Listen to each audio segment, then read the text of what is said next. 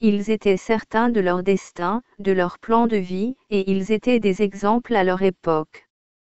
Leurs motifs étaient purs et ils apportèrent à la condition humaine une nouvelle approche qui permit d'avancer plus rapidement en direction du souverain intégral.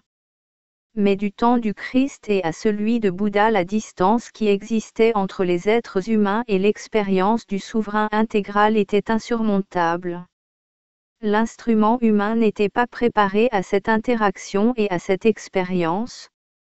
On pouvait cependant donner la direction, indiquer la piste principale et mettre au point une ébauche de carte pour les générations futures d'explorateurs spirituels.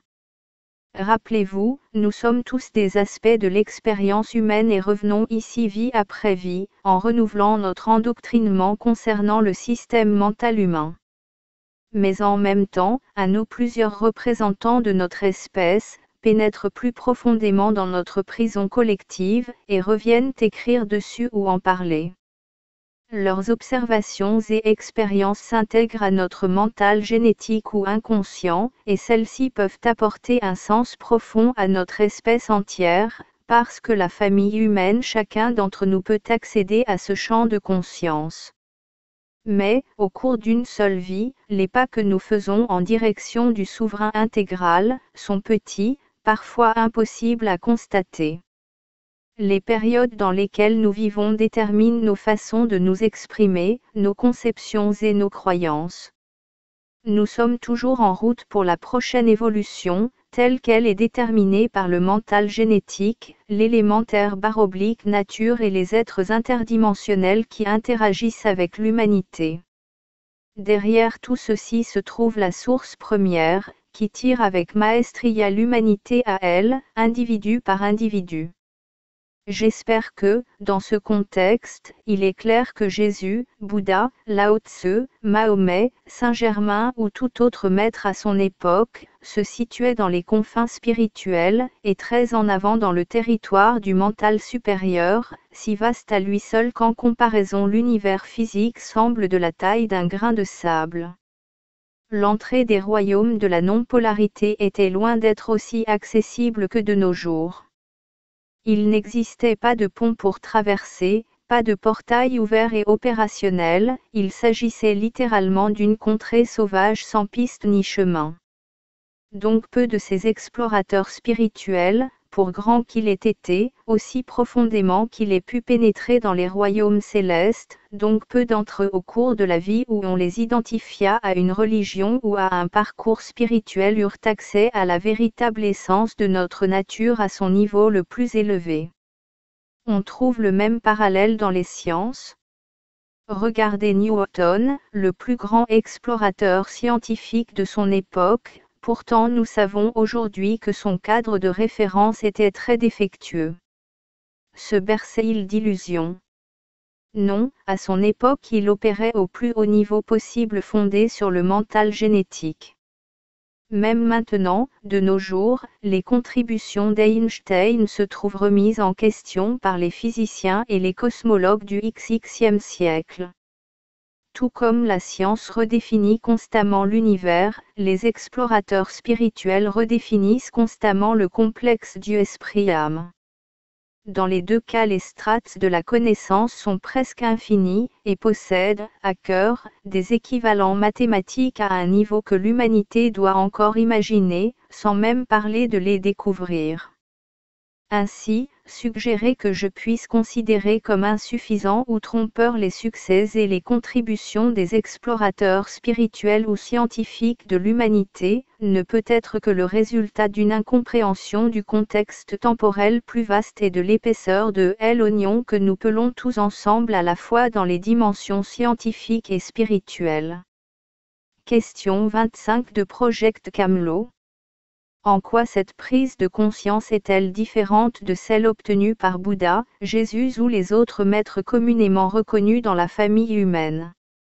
Dire de quelqu'un qu'il est souverain intégral et donc source première n'est-il pas la même chose que dire de lui qu'il est Dieu et a atteint l'illumination, ou encore qu'il est totalement intégré? Réponse 25 de James. Alors que j'ai répondu à cette question d'un point de vue plus traditionnel au cours des réponses précédentes, je vais cette fois-ci aborder votre question sous un nouvel angle. Dans le silence, l'absence de but et le vide qui se trouve en vous, tout existe. Et pourtant, n'est-ce pas précisément là ce que l'être humain craint le plus? Au centre absolu de l'être que vous êtes, là où se trouve le vide, ne craignez-vous pas cela? Peut-être serait-il exact de dire que c'est là l'origine de la peur elle-même. Ironique, n'est-ce pas, que le souverain intégral, qui est ce qui vous définit le plus clairement, soit ce dont vous avez peur. Pourquoi supposez-vous qu'il en est ainsi? Pourquoi devriez-vous craindre le vide et la vacuité qui vous habitent?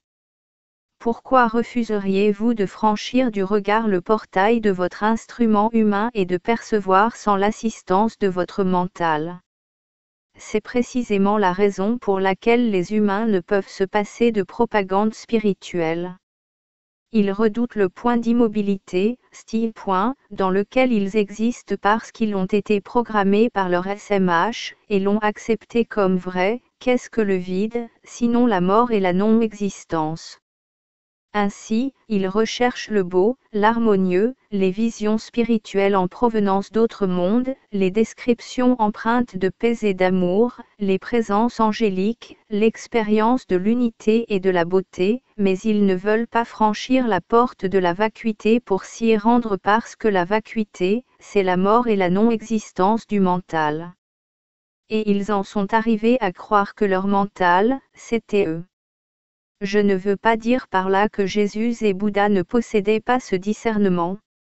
Ils le possédaient, très certainement, et le possèdent encore. Chacun d'entre nous, d'une certaine manière, possède cette perspicacité par le truchement du mental génétique, mais rares parmi les êtres qui ont parcouru cette planète sous forme humaine sont ceux à avoir atteint cette capacité par l'expérience et non pas simplement par les abstractions que sont les mots et les symboles du mental génétique. Jésus s'est manifesté sur terre pour enseigner aux hommes de son époque que la mort n'était pas réelle. Que Dieu n'était pas là-haut, mais en nous, que tous les individus étaient égaux en importance, que la race humaine était victime de l'asservissement au réseau argent-pouvoir et que, tant que l'humanité ne se lèverait pas pour exprimer par elle-même sa nature spirituelle, elle resterait un pantin manipulé par les puissants. Et c'est le cas. Dès le départ, la perspicacité du souverain intégral est un reflet de l'époque dans laquelle nous vivons. En tant qu'être premier, les souverains ont créé un mental, un vaisseau dans lequel la séparation se produirait et à cet instant est née l'individualité. Sur des milliards et des milliards d'années, les souverains du mental créèrent l'univers tel que nous le connaissons. Ils créèrent les dimensions du mental supérieur, et cette création mentale se manifesta progressivement par différentes créations d'un mental inférieur. C'est dans le domaine vibratoire du mental inférieur que les souverains commencèrent à perdre le souvenir de leur existence comme êtres premiers. Ils regardaient les mondes de la création et se demandaient, qui a créé cet univers? Qui a été à l'origine de ce monde magique et magnifique? Et pourtant, il n'est jamais venu à l'idée des souverains que c'était eux qui avaient créé l'univers, eux dont la nature elle-même est le reflet exact. Et donc les souverains se mirent à créer un Dieu ou le concept d'un être suprême à l'origine de la création. Dieu était le créateur de tout dans la nature, dans tout le multivers, et les souverains perdirent de leur pouvoir, et leur sens de la responsabilité envers la nature diminua également. Ainsi naquit ce concept de Dieu, séparé de nous. Tandis que les souverains se divisaient en races d'êtres interdimensionnels, ils développèrent une variété presque infinie de créations, dont seule une infinitésimale partie est connue de l'humanité, par le biais de symboles et de bribes d'histoire, et si par hasard on se souvient de la plupart d'entre elles, on n'y croit plus, parce que le mental rationnel a jeté ces histoires dans la corbeille de la mythologie.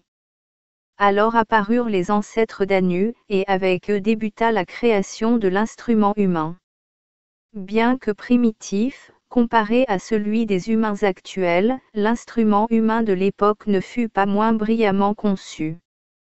Lorsqu'Anu commença à créer l'évolution suivante de l'instrument humain, il se rendit compte combien les souverains étaient oublieux de leurs origines et avaient attribué la création à un être suprême.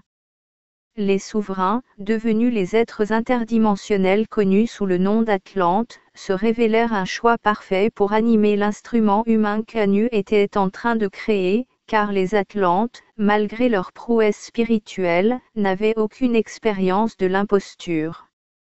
Et ceci, pourrais-je ajouter, est un thème qui mérite d'être noté: ceux qui se sont tournés vers la spiritualité sont les plus facilement manipulés, à cause de leur sens inné de la confiance. Du fait de la fourberie d'Anu, les Atlantes se sont laissés convaincre d'habiter l'instrument humain, et les souverains devinrent humains. Cependant tous les Atlantes ne furent pas capturés et assujettis au processus d'asservissement humain. Certains d'entre eux prédirent le résultat du projet humain concocté par Anu et s'enfuirent dans une poche dimensionnelle sur Terre, dans les profondeurs de ce qu'on appelle maintenant l'océan Atlantique.